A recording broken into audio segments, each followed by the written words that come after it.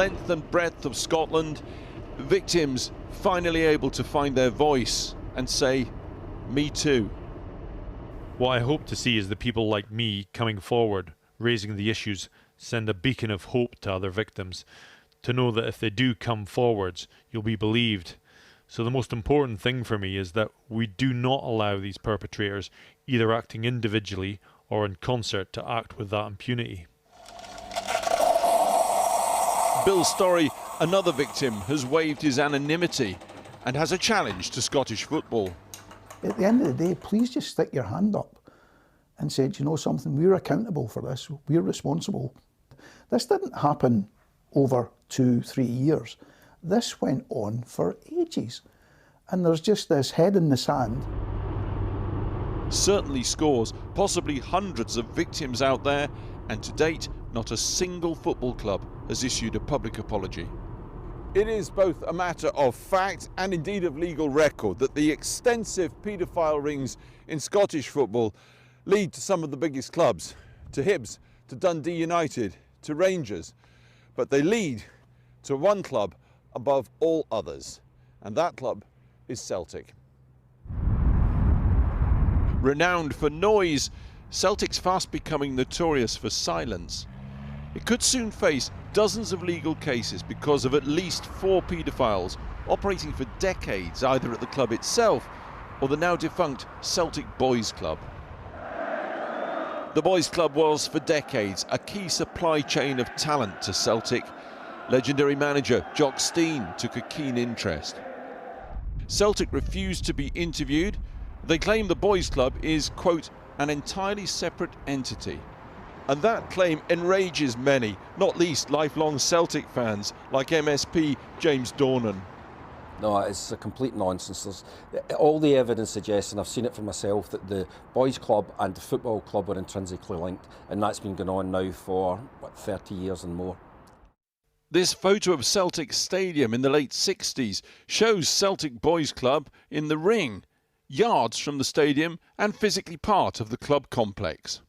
Immediately outside the main Celtic ground, there's a building which is painted in the same colours as Celtic Football Club, as part of Celtic Football Club's grounds.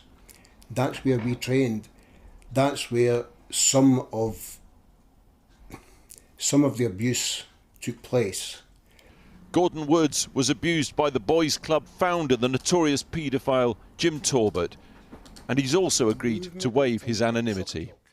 A club history confirms that initial location of the Boys Club next to Celtic Stadium, a strange location to house an entirely separate organisation. Today the building has been demolished. No sign of the place where child sex abuse took place, almost on the doorstep of Celtic Stadium. Celtic quite rightly say they're not the only club with historic sex abuse problems, and they were indeed the first Scottish club to appoint a welfare officer for children in the game. But none of that alters the problem of their current defensive position. You've used the word denial. Celtic Football Club are in denial. What are they denying? They're denying any involvement with Celtic Boys Club. They're stating that the Celtic Boys Club is a totally different organisation that had nothing to do with Celtic Football Club. I know that's not true. We were very much a part of Celtic. Celtic don't deny close cultural and sporting connections. Their defence is that, legally, the Boys Club was separate. Yet, precisely because of their Celtic connections, the power of the paedophiles was legendary. Their abuse beyond brazen. Through the 60s, 70s, 80s, 90s. Gordon describes being abused in toy shops in Glasgow's Maryhill Road, now long gone, by Talbot and others. Even in an Italian restaurant on Sauchiehall Street, a site now occupied by the Halifax. So close was the Boys Club to Celtic, Gordon once cashed a lift to a Boys Club game from the legendary Celtic manager Jock Stein and then chairman Bob Kelly, with the European Cup on the back seat to show off at the boys' match. I phone Celtic Football Club, I get a response from Celtic Football Club, and the Celtic Football Club manager and chairman picked me up in a car to drive me to a match in Dumfries. They can't deny that they were part of Celtic Boys Club. In recent months, Celtic has said it takes all of its responsibilities seriously, stands by its responsibilities and will continue to do so. Others witnessed the power of Celtic paedophiles unlock doors across the English game at the highest level. This was power. The way we went to St Mary's Bay in Kent back in '73, and during that trip we were given a guided tour of Highbury and Wembley. As many as 40 people on that trip. What I'm really on here about tonight is to apologise to all the young people that I've been bad to. The man unlocking those doors, convicted paedophile and former Celtic employee, Jim McCafferty. But there's more, way more. Here in Glasgow's Mitchell Library, a treasure trove detailing just how close Celtic Boys Club really was to Celtic Football Club. An archive of Celtic View magazine down the years, a record of the close relationship between the Boys Club and Football Club. Way back in 1986, the Celtic board investigated the rampant paedophile rings at the Boys Club and found nothing at all. And here it is in black and white. And remember, from a magazine which is registered to Celtic Football Club, not Celtic Boys Club, describing how, if necessary, officials from the Boys Club are prepared to go to court of law, quote, to make sure these scurrilous stories are buried once and for all. In a few weeks, the Scottish FA will publish its investigation into sex abuse in the game. Its author will be critical of Celtic's conduct. I'll be making statements about that in my report. But I think you wouldn't need to be a genius to figure out it wasn't as it should have been. That relationship was not what we would now consider to be a functional, healthy relationship. I'm happy to say that that relationship seems to have changed. We wanted to put questions on behalf of the victims to the club's chief executive, Peter Lawwell. He has long experience of Celtic. He was financial controller back in the early 90s.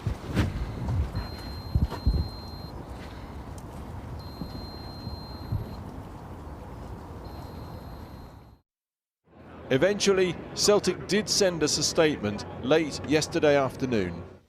Although Celtic Football Club is a separate organisation, we take these allegations extremely seriously because of the historic contacts between the two organisations.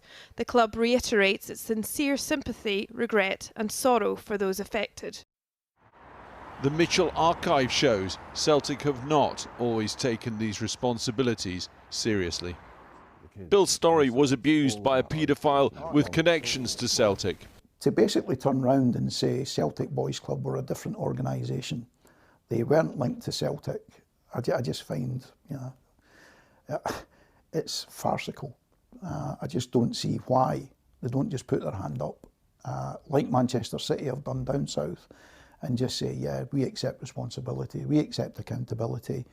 I would say every senior club whose community-based clubs shared their values, their name, their brand, and so on and so forth, still, as a matter of that heritage, that joint heritage, have a responsibility to the survivors of abuse from that time, yes. That is a moral obligation that is inescapable in my view, and it applies to every club, not just to Celtic. Now, all that ought to be troubling enough for this football club. But there's another aspect to all this, which almost nobody is talking about until tonight, and that is the law. Not solely the way the law is changing here in Scotland, but also the way the law is changing in the Supreme Court of the United Kingdom. First, the Holyrood Parliament has now passed Corks into law. It stands for Qualified One-Way Cost Shifting, and it radically reduces the costs of groups seeking legal compensation in cases like historic child abuse. The Scottish Government told us initial changes to regulate success fee agreements will be brought in shortly, and new procedures for group proceedings will follow later this year. The Glasgow solicitors Thompsons are taking at least 30 compensation cases against Celtic, and they say this new law is a game changer.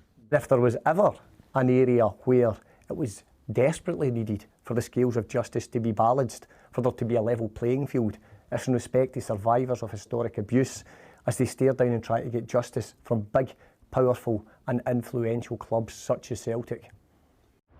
And the Supreme Court?